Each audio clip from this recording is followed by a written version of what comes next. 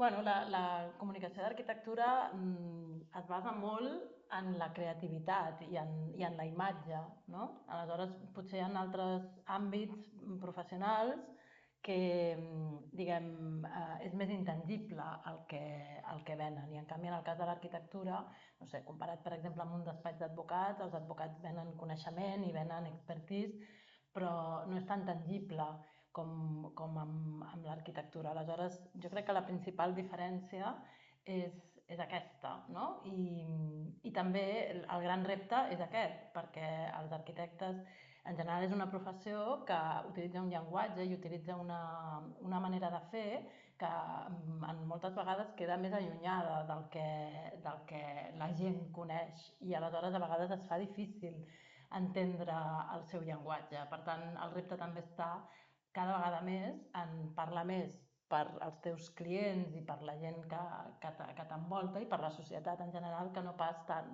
més per tu mateix o per al sector en el que estàs. Bueno, hi ha una cosa comú, jo crec que a totes, no? Que és la importància de tenir un relat i una bona història que contar.